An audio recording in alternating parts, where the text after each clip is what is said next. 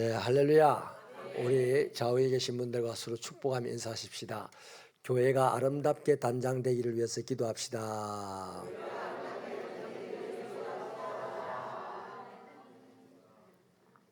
감사합니다. 오늘 이 예배 후부터는 여러분들의 손길이 하나하나 이제 필요하고, 여러분의 손길이 묻었던 대로 교회가 새롭게 되어질 줄로 믿습니다. 우리는 하나님의 나라의 일꾼들입니다. 일꾼이 해야 될 일은 그 일을 맡긴 분이 시킨 일이죠. 그래서 그분이 맡긴 일을 내가 감당하려고 하면은 내가 여러 가지 고단하고 또 불편하고 때로는 서글프고 때로는 힘이 들 때도 있습니다. 그걸 오늘 본문에서는 수고다 이렇게 하고, 또 바울 사도는 그리스도가 남겨놓은 고난을 교회를 위하여 내 육체에 채운다 이렇게 자기 고백을 합니다. 이게 주님에게 부름받은 일꾼이 된 이후에 바울은 주님이 시킨 일을 하기 위해서 수고하고, 그 수고를 하는 동안에 자기에게 부딪혀오는 고난들을 오히려 자기 육체에 채운다 이렇게 말을 하죠. 거기다가 그렇게 함으로써 주님이 자기에게 하신 말씀을 이루려 합니다. 이렇게 정리를 합니다. 일꾼은 이런 사람들입니다. 자, 일꾼은 이런 사람이라는 것을 우리 다 알죠. 맞죠? 이거 다 압니다. 다 아는데 이제 중요한 거는요, 주님이 성경이 일꾼에게 요구하는 것이 이런 요구가 있습니다. 사도에 의하면 맡은 자에게 요구하는 것은 충성이다 그래요. 그러니까 내가 어떤 수고를 하고 그 수고 때문에 내가 고난을 당하고 그럼에도 불구하고 충성을 할 때에 그분의 말씀이 나를 통하여 이루어지는 거예요. 그런데 주님이 나를 일꾼으로 세운 것도 알고 주님이 나에게 무슨 일을 하라고 하신 것도 알아요. 하신 것도 아는데 수고가 좀 부담스러워. 고난당하는 것은 좀 훨씬 힘들어요. 그리고 가끔씩 그럼에도 불구하고 억울할 때가 있어요. 이런 것이 있어서 우리는 그 수고를 내려놓고 나 앉아 있을 수가 있다는 거죠. 이런 분은 뭔 분이다? 충성하지 못하는 그리스도인이에요. 그런데 성경에 충성하지 못하는 그리스도인에 대해서 설명을 한 건 하나도 없어요. 충성하는 사람들, 충성하는 일꾼들에 대한 설명이고 내용입니다. 가끔씩 이제 양념처럼 충성하지 못하다가 낭패를 당하는 경우가 있지만은 성경은 그 사람들에 대한 관심을 갖고 하는 얘기 아니고 충성한 사람들에 대한 관심을 갖고 쭉 이야기를 하고 있어요.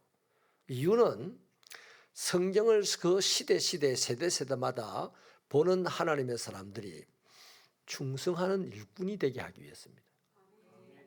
그런데 재밌는 것은요, 역사의 종말의 시간에 그때는 어마어마한 수고를 해야 되고 어마어마한 고난을 당해야 되고 또 엄청나게 억울한 일도 당해야 된대요. 요한계시록에 보면 마지막 종말의 시대가 그렇답니다. 그러면 그 종말의 시대에 그럼 일꾼들에게 그만 좀 쉬어라, 숨어서 일해라 이러지 않고 그 일꾼들에게 요구한 게 뭐냐면 죽도록 충성해라 이래 요구를 합니다. 약간 수고해야 될 때는 충성해라 했고 정말 수고를 하나도 못하게 생겼던 이런 상황에서는 죽도록 충성하라. 여러분, 제가 요즘 라인이라는 것에 대해서 굉장한 묵상을 합니다. 그 줄, 선. 근데 예수님과 나 사이에 두 줄이어야 됩니까? 한 줄이어야 됩니까? 한 줄이어야 됩니다. 우리는 줄이 아예 아니에요. 한 점이에요. 한 점이 줄이 될 수 있는 유일한 비결은 줄 위에 올라가 있을 때 줄이 됩니다. 나는 점이지만 남들이 볼 때는 줄로 보는 거예요. 그래서 나는 한 순간을 살아가는 점에 불과한데 예수님은 영원을 살아가는 선이에요. 그러니까 내 한 점인 내가 예수님이라는 영원한 선 위에 올라갔어요. 그죠? 그랬는데 얄궂게도 올라갔다가 수시로 내려옵니다. 내려와가지고 그 믿음을 가지고 예수님과 평행선을 그으면서 쫙 가요. 이게 이제 두 줄이고 두 줄. 그런데 한 줄은 썩은 동아줄이고 한 줄은 진짜 줄이에요. 그죠? 줄같이 보일 뿐입니다. 그러나 점이에요. 제가 오늘 잠깐 어떤 청년이 처음 와가지고 상담을 해서 한 10분 정도 상담해 주면서 요런 얘기를 했습니다. 사람의 눈에는 교회 같으나 하나님의 눈에는 애시당초 교회가 아닌 교회가 있고, 사람들의 눈에는 그리스도인 같으나 하나님의 눈에는 애시당초 그리스도인 아닌 사람이 있다. 심지어는 예수님의 제자 가운데도 그런 사람이 있었어요. 우리가 이런 명제 앞에서 우리가 어떻게 해야 됩니까? 아이고 그럼 난 아닌갑다고 떨어져야 됩니까? 아니면 그러면 안 되지 하고 예수님에게 붙어야 됩니까? 예수님에게 붙어야죠. 이 시대가 지금 그걸 요구하는 시대입니다. 그래서 사랑하는 새벽교회 성도 여러분, 우리가 어제보다 좀 더 열심을 내어서 주님의 말씀을 이루어 나가십시다. 좀 더 뜨겁게. 나는 요새요 우리 찬양단 찬양 실력이야 뭐다 그거 아이가. 우리 영호 선생님이 샥 웃습니다. 쭈구리 두고 보세요 이라고 샥 웃는데 솔직히 우리 실력 그겁니다. 나 그래서 좋아요. 나 얼마 전에 좀 창피한 말을 들었잖아요. 새벽 부흥회 때 강사 목사님이 내 나고 나서 처음으로 엇박자로 찬양을 하는 목사님 처음 봤다면서 저 이야기를 하더만요. 예? 그래도 저 기죽고 찬양합니다. 왜? 사람 들으라고 찬양하는 게 아니고 하나님 보시라고, 하나님 받으시라고 찬양하거든요. 네. 물론 기술이 참 좋으면 좋겠어. 그런데 기술보다 훨씬 더 좋은 게 은혜입니다. 은혜도 없는 게 기술만 좋아 보세요. 다 때려 죽인다. 기술 좀 없어 은혜만 있으면요 사람 살리는 사람이 되는 거예요. 그래서 기술이 있으면 좋겠는데 기술이 있는 사람은 더 경각심을 가지고 은혜를 구해야 돼. 그래서 요새 뭐 잘 나가는 교회 같고 멋있는 그리스도인 같아도요 또 은혜로 보면 다 그게 그겁니다. 오늘 그 청년 보고 그랬어요. 당신도 다른 사람이 보기에는 그리스도인일지 몰라도 하나님이 보시기에는 아닐 수 있다. 그러니까 정신을 바짝 차리고 이 교회가 교회가 맞는지 교회가 아닌지 하나님께 잘 물어보고, 그것도 잠깐 물어보고 본인이 교회가 아니다고 티 나가고 그러면 안 되고, 교회가 아니면 안 다녀야지. 그렇잖아요. 교회면 생명을 걸고 다녀야지. 우리 새벽교회가 교회라고 판단되어집니까? 그러면 목숨 걸고 다녀야 되는 거예요. 할렐루야. 그래서 작은 것이지만은 단단해서 큰 신상을 깨뜨릴 수 있는 하나님의 도구가 되는 거예요. 하나님이 철장건세라는 말씀을 하셨지만 한 번도 철장건세를 가지고 세상을 깨뜨린 적이 없어요. 조그마한 돌멩이, 다윗 소년이 던지는 풀맷돌 하나로 가지고 적장을 쓰러뜨리고, 조그마한 돌멩이 하나 가지고 거대한 신상을 무너뜨리고 이러시는 분이 우리 주님이잖아요. 그러니까 우리는 작아도 단단해야 돼. 그래서 예수님을 바로 믿어야 되고 예수님을 잘 믿어야 되는 거예요. 사랑하는 여러분, 오늘 일꾼인 이 바울은요 이 사실을 깨닫고는 날 고난이 닥쳐오는 것을 예수님이 교회를 위해서 나에게 남겨두신 고난이구나. 고난으로 배를 불렸던 분이 이 바울입니다. 그래서 그는 역사 속에서 수많은 교회를 세웠어요. 우리 새빛교회도 저와 여러분도 주님의 일꾼답게 내게 주어진 일들을 고난에 닥쳐와도 수고가 닥쳐와도 억울할 때라도 자꾸만 교회를 위해서 내 안에 채워나갈 때 바로 그 사람의 수고, 그 사람의 고난, 그 사람의 헌신을 통해서 하나님의 말씀이 이루어지게 될 줄 믿습니다. 오늘은 우리 리모델링 위원장께서 목사님 해야 될 일이 엄청나게 많으니까 오늘 예배는 좀 빨리 마쳐주시면 좋겠습니다. 이래 압력을 넣어서 말씀을 좀 빨리 마치도록 할게요. 한 가지 예만 드리고 말씀을 마칠 텐데, 우리에게 남아진 사명은요, 우리가 교회로서, 우리가 그리스도인으로서 그리스도의 말씀을 교회를 위하여, 구원받아야 될 자를 위하여 이루어내야 되는 거예요.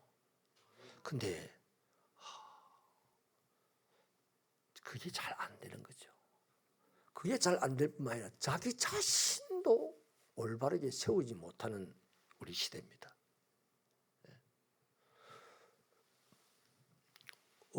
오늘 새벽에 1시 반쯤 우리 집 사람이 깨가지고 막 횡설수설하면 무서워 죽겠다고 막 그러는 거예요. 그래서 제가 왜 저리 또 잔다는 사람은 심란하게 저러지 하고 좀 더 잤습니다. 그리고 제가 4시 한 40분쯤 돼가지고 이제 교회로 왔는데, 왔다가 이제 집에 아침에 들어갔더니 집사람이 내가 꿈을 꿨는데 너무너무 무섭고 지금도 떨린다 그래요. 그 한 꿈 얘기가 뭐냐면은 휴거를 이제 당하더래요. 휴거를. 그래가지고 야호 하고 이제 올랐는데 2층쯤 올라가서 안 가는 거예요, 이게. 본인이 안 가. 근데 나를 보니까 나는 아직도 자고 있더래. 그래서 막 찾아봤답니다, 이렇게. 지금 휴거를 당하는 사람이 누군지를 막 이렇게 찾아보니까 아는 사람이 하나도 없더래요. 한 명 있더래요. 그 한 명 이름 밝히기 곤란하고. 아무튼 아는 사람이 한 명밖에 없더래. 그것도 막 헤매더래. 지금 2층에서 막 또 왔다 오고, 자기도 지금 2층에서 올라가야 되는데 안 올라가고 자꾸 2층에서 헤매는 거예요. 근데 그 2층에서 막 우왕좌왕 헤매는 이들이 전부 다 구원받았다고 하는 자들은, 본인의 입으로 구원받았다고 하는 자들이 다, 버스 기사는 버스를 타고 지금 막 5만 사람들이 막 앞부터 버스 타고 빨리 올라가자는데 버스 기사는 눈이 겁에 질려가지고 막 모두가 겁에 질려가지고 그냥 막 우왕좌왕 막 올라가면 하도 겁이 신난다 야오 할 텐데 안 올라가고 막 2층에서 그냥 하는데 시간이 흐를수록 막 공포에 짓눌려가지고 막 헤매더래요. 이 구원받은 사람들이란데. 근데 저는 우리 집 사람 보기에 내가 참 못 믿어온가 봐. 꿈에서도 내가 자고 있더래. 자, 그래서 제가 그 꿈 이야기를 듣고요, 사실은 집사람한테 표현은 안 했지만 제 자신에게도 우리 집사람에게도 또 이 시대의 그리스도인에게도 충격을 받았습니다. 어떤 충격을 받았냐면, 모르고 하나님의 구원에 대해서 전혀 모르고 살던 사람이야 예수님이 재림할 때 그냥 깔끔하게 끝나는 거 아닙니까? 지옥으로. 근데 하나님의 구원을 아는 사람이 올라가도 못하고 내려가도 못하고 2층에서 방황하면서 시간이 흐를수록 공포에 짓눌려가지고 얼굴이 일그지고 눈이 벌겋게 타오르고 좀 더 시간이 지나니까 하나님을 보고 욕을 하고 막, 이 모습이 너무 끔찍하게 내게 다가오는 거예요.